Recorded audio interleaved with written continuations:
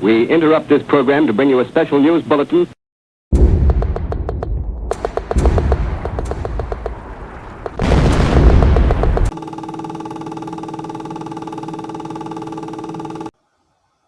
Welcome to Grumble Jones. This is the latest AAR that we put out there for the YouTube channel.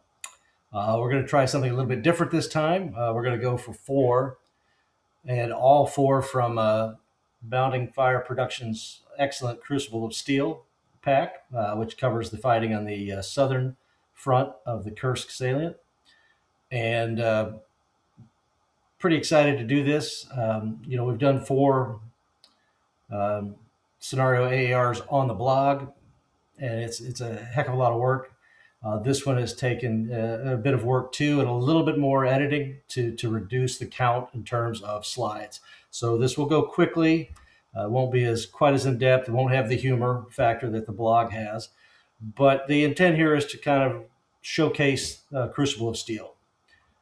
And all the scenarios, as a point of note here, are designed by Chaz Smith, who does fantastic work for Bounding Fire Productions. So my first interaction with Crucible of Steel was in the 2015 Texas Team Tournament down in Round Rock. And on the Thursday, before things really get started during the Ferocity Fest, I elected to play a massive game of flying turrets with Alan King and Jim Farrell. Excuse me. Alan King and I were the attacking Soviets against the defending Germans that Jim Farrell was running. This certainly lived up to expectations. It was huge. It's a monster scenario. I think it took us, I want to say, 6 hours to get through 2.5 turns. And just fantastic. And Jim ended up winning. It was really rough for the Soviets in this particular scenario. So the 4 scenarios we're going to cover in this AAR are BFP-90 Early Morning Action, a BFP-89 Relentless Pressure, BFP-87 Fork in the Road, and BFP-79 A Hard Push. Again, all designed by Chaz Smith. So we'll do just kind of an overview of the forces. Typically we'll do a single slide, but in this case, excuse me, we'll just do an overall in the order that they appeared in our play. So for the Soviets, you've got the 51st Guards Rifle Division, 213th Rifle Division, 3rd Mechanized Brigade, and the 101st Guards Rifle Regiment of the 52nd Guards Rifle Division. On the German side, the 1st SS Panzer Grenadier Regiment 1, 1st SS Panzer Division Leibstandarte will be seen in the beginning scenario as well as in the final scenario. Infantry Division 320 and Panzer Division 11. We'll jump right into it. We've got a limited amount of time on this particular app that I use on Google. So BFP-90 Early Morning Action. Dan would be the attacking German SS. I'd be the defending Soviets. The roar for this is 40 German wins to 27 Soviet, so fairly pro-German, and it would play that way. You could feel it as you were playing a game that the Germans really had the edge. The mission in this one, the Germans win a game in if there are no good order Russian MMC within 4 hexes aboard BFP LQ6, right in here, or provided that they have not lost 18 CVP, which results in an immediate Russian victory. And it really is the Russian player. If there's a way that you could destroy the Stugs, that's the quickest path to a victory there. Now, Dan came kind of straightforward. I kind of expected an encircling attack with each of the Stugs kind of coming around me, and he just went straight up the middle. I had positioned my mortars here. There's also an ATR in that location, and then I had another mortar here to give me shots as he's crossing this open ground. And my ATR also got a side shot at this Stug as it came across here. But it was a tough shot, and I missed. So other than the mortars, that position really wasn't going to contribute much. I'd have to eventually move the ATR guy. Dan got into my grill fast. He had smoked this light machine gun position that ended up falling back. My maul projector, I'd use that as often as I could, but I wasn't able to blow up the Stug. I hit it several times and actually caught fire here. The Maul projector does make smoke, so that was advantageous for protecting myself from the return fire. But I couldn't roll the 7 or less necessary to affect the tank. Again, I was happy with the placement of the mortars. I think if I played this scenario again, I would do exactly the same thing. I think the mortars, they actually have a better hit the further away they are. And you really don't have another long range weapon uh, that is really going to give you some opportunities to hit the guys moving in the open. Uh, we've talked about this before on the blog and also on a couple of the other YouTube videos. Dan is an extremely lucky player in morale checks. He typically will roll snakes on a morale check. And in this game, he did it twice, created a Fanatic 658. And in this case, we had a broken 348 SS that was going to have to route away and take interdiction because they don't surrender and they're not just eliminated for failure to route in that situation. So he's going to run to these woods. And of course, he was interdicted. Dan made the roll. He snaked the roll, which rallied him and turned them into a Fanatic squad, a half squad, I should say. A good look at kind of the penetration. I just was not able to stop Dan. The momentum was all German all day long on this one. I was trying to hold my ground, but I was inexorably being pushed back. The final slide, yeah, my forces were just devastated in the last movement phase of the Germans. Dan really got up in my grill. The Stug passed through. These guys are broken with the 8-1. These guys are broken. My medium machine gun is broken here. Of course, the machine gun's still in the entrenchment. These guys were all broken. After they had fired, they were broken in advancing fire. So it was pretty much game over. I wasn't gonna survive. So the first game went to Dan. Our second game was BFP-89 Relentless Pressure. I would be the attacking Soviets, Dan the defending Germans. The roar for this is 42 German to 38 Soviet, which, plus or minus 5, that's pretty much a balanced scenario. And it felt balanced. Our game would be a German victory. The mission in this one, the Germans win a game in by controlling all the buildings and rubble. You've got these 2 buildings over here and then this compound of buildings, and you need to get all of them, and you do need to get these buildings and hold them. So the German reinforcements are going to come in later on these 2 road hex sides, so you really need to put some guys over here. My attack, I sent the tanks this way, knowing that the grain would protect me from an anti-tank gun, which it certainly did. The machine guns that were level 1 were shooting across and over the grain. They caused me a little bit of trouble. But we did manage to evict the Germans from these locations. I think there's 2 half squads. And we secured this area. Over here, my T-70s were advancing with 6 squads, and they would get to this location. The biggest mistake of the game that I made, my big mortars are over here, as well as my best leader, a bunch of my lights, and then my mediums are over here.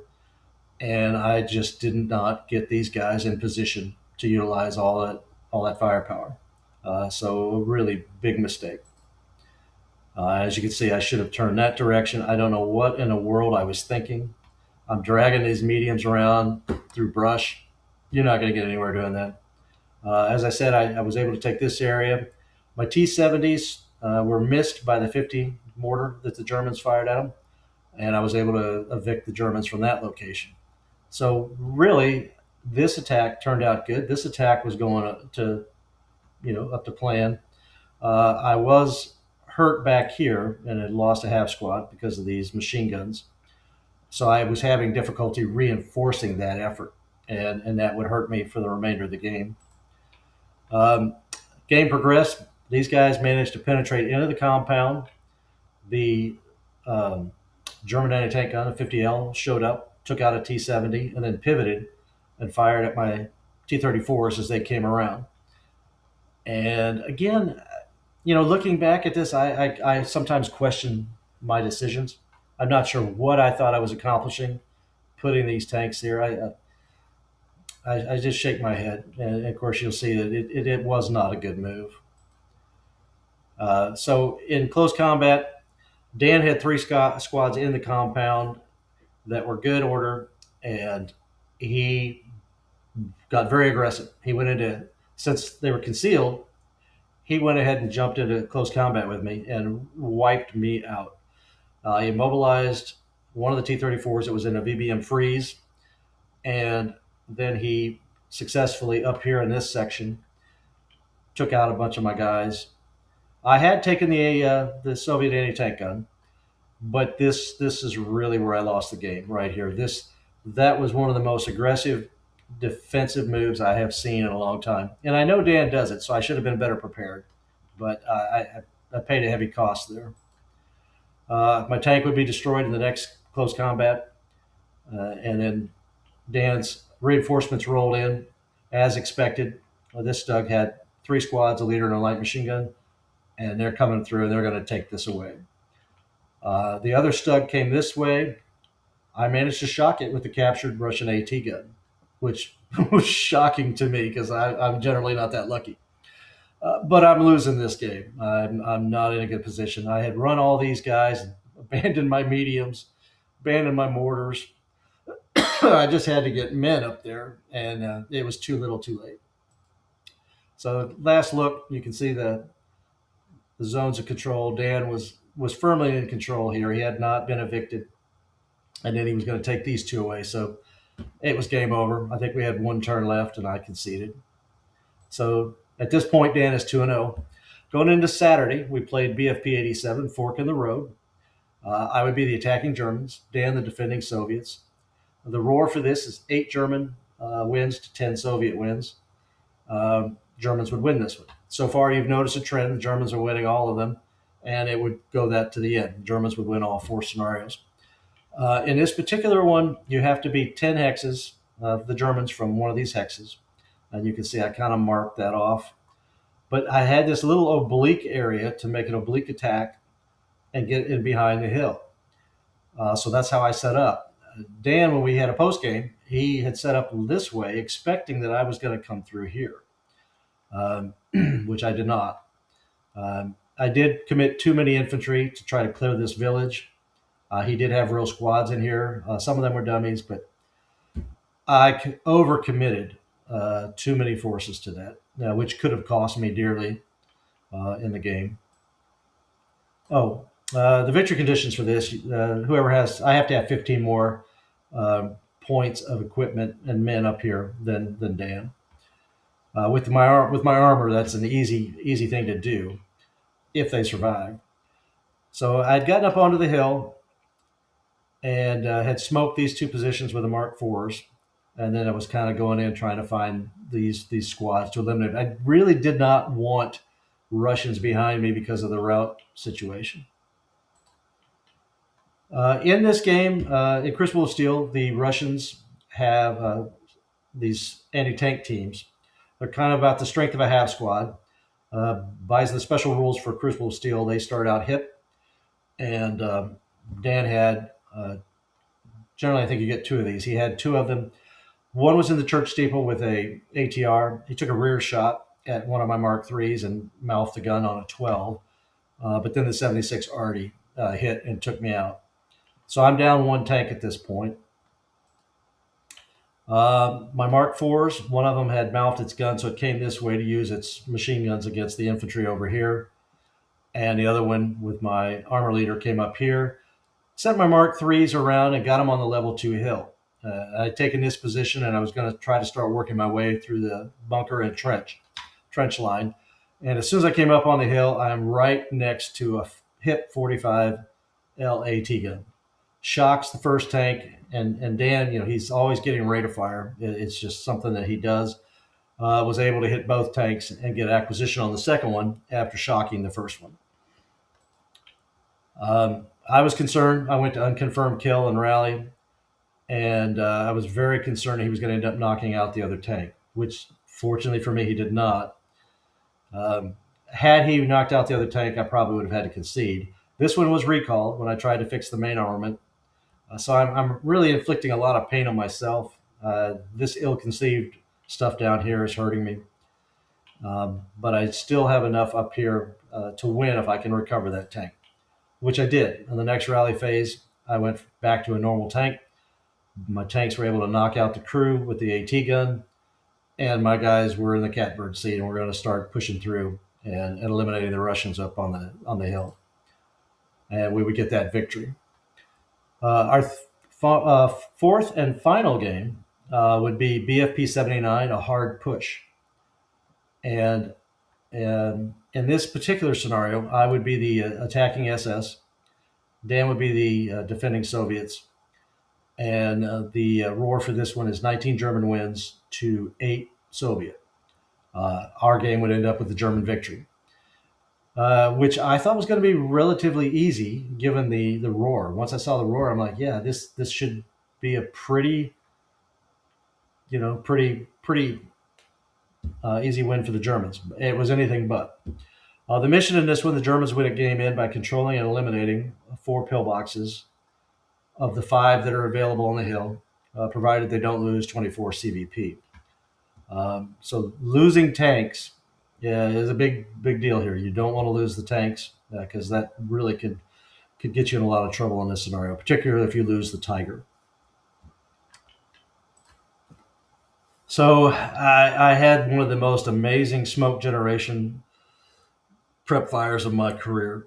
I played this game for over, since 78, almost 40 years now. And I was shocked to get 6 smoke. I mean, I put a wall of smoke up with the 2 mortars and the Stugs. Incredible, to be honest. And then that allowed me to move my infantry up pretty much unaffected. My Tiger came through and was going to get right up onto the hill. Dan revealed his 45L AT gun, got a side shot. He rolled an 11 and missed, and then I was able to get up on the hill, and he's got six smoke in his way, so he can't even see me anymore. Very fortunate. This bunker, when you look at it, it's pointed the wrong way. It was actually looking here and here. So my Tiger had threaded the seam. He's in a blind spot between the 2 pillboxes.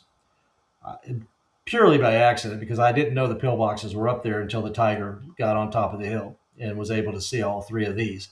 There's 5, so there's 2 that are still out of my LOS at this point. My plan was for my German infantry my SS Grenadiers to come up this gully. And as you can see, we're kind of in position to do that here. I got to say, I was really happy with where I was. The main frustration at this point was the AT gun. I fired everyone at it, advancing fire, flamethrowers, everything. It didn't hurt it at all. And I would spend 2 fire turns trying to do something to that. And so it would hinder some of my movement on turn 2.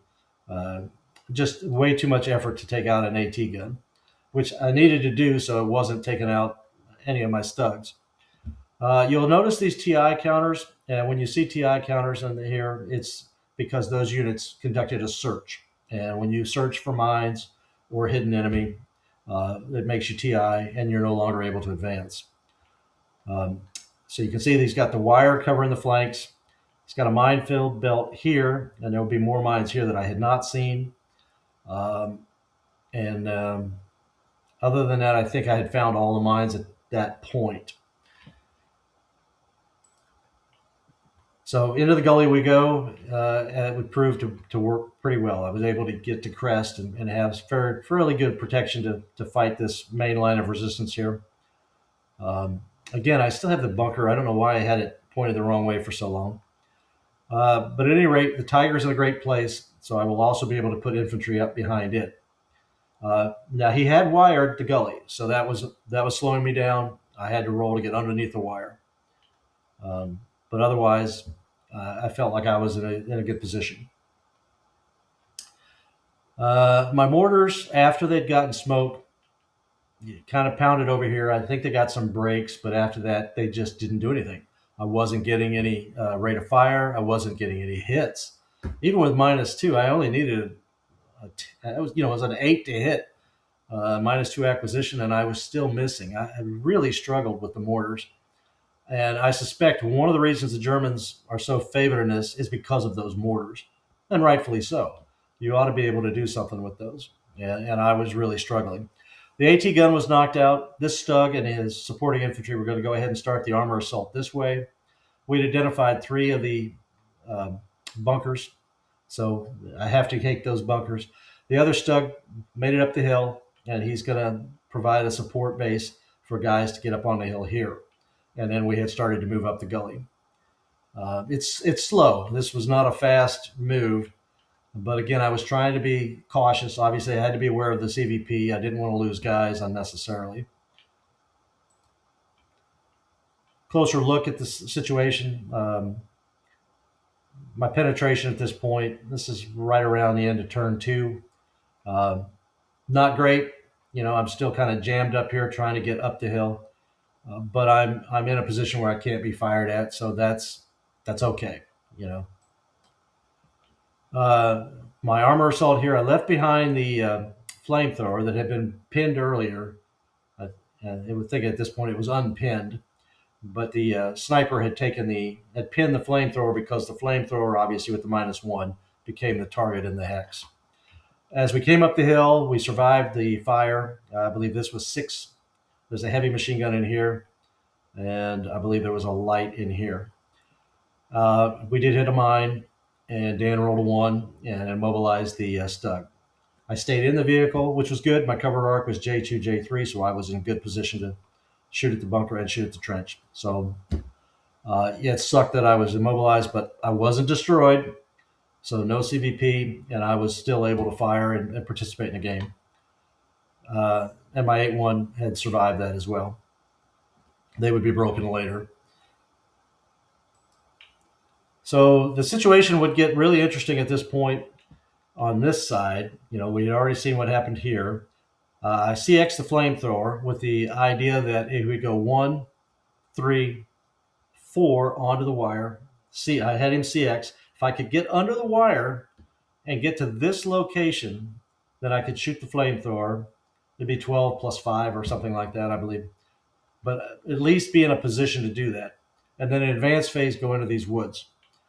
I got hung up on the wire, rolled a 6. So I'm hung up on the wire, I'm CX, and I'm doomed at this point. You hung up on a wire with a flamethrower, not a good idea.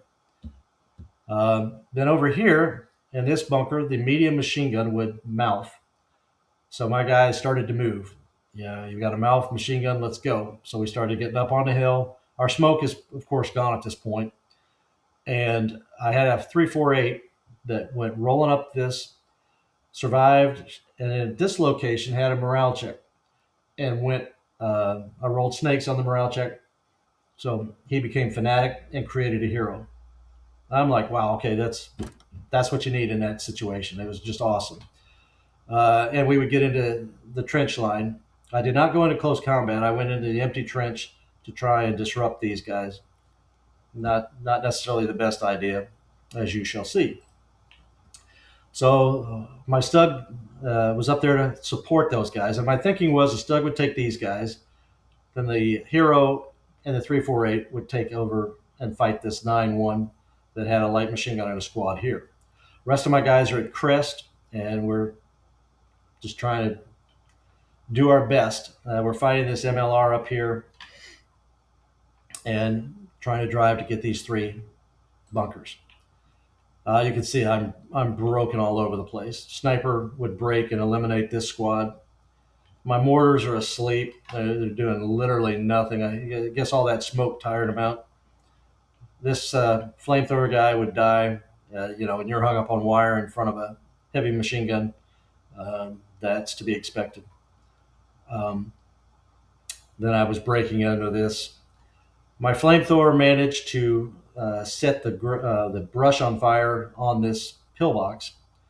And in the victory conditions, I could either eliminate the pillboxes or control them, which was wonderful because if it had been just control, I had never gotten into this before the flames would blaze and destroy the pillbox. So I was very fortunate in the victory conditions.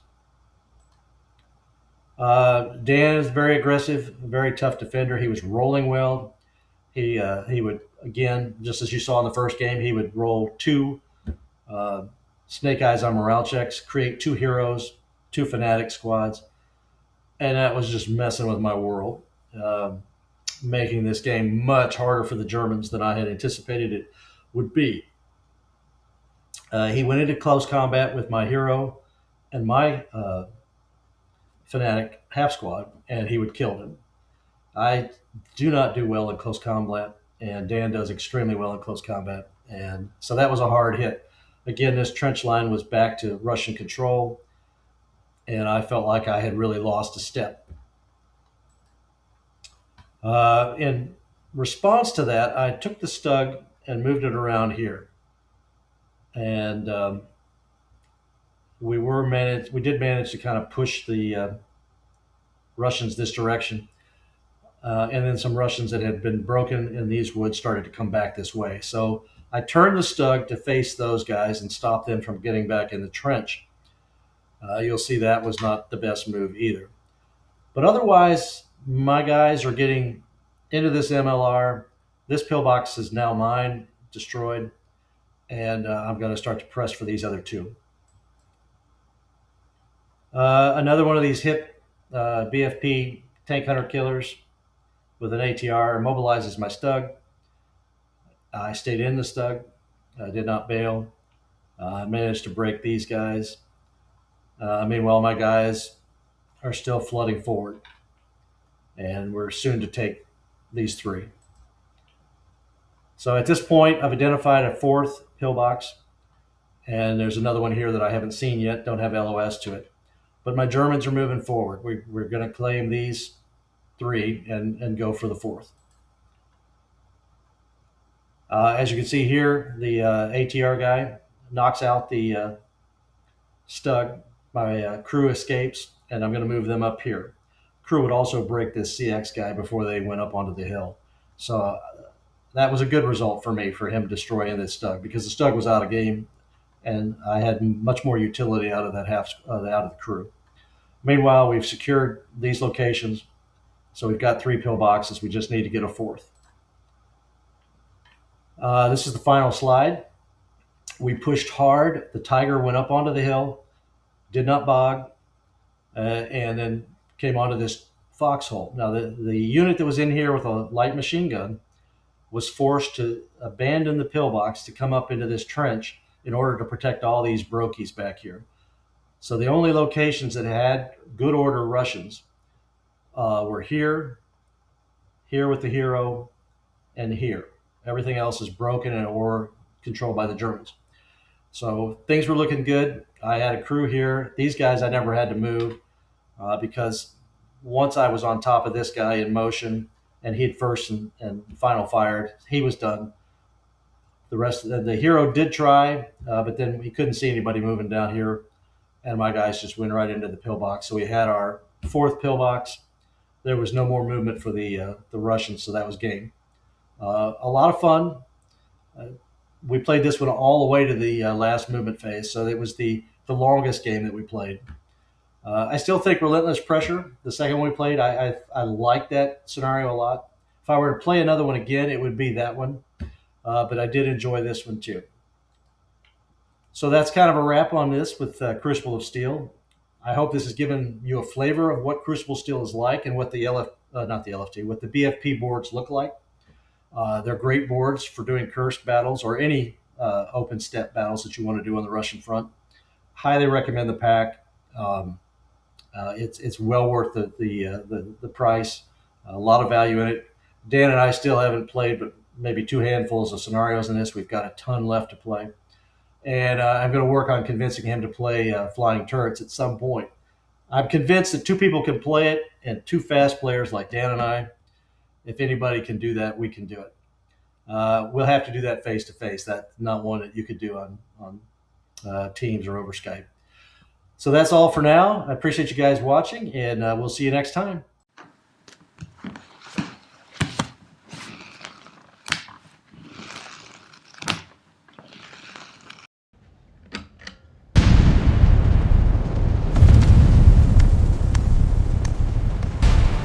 The line must be held at all costs. Stay alert. The enemy is near.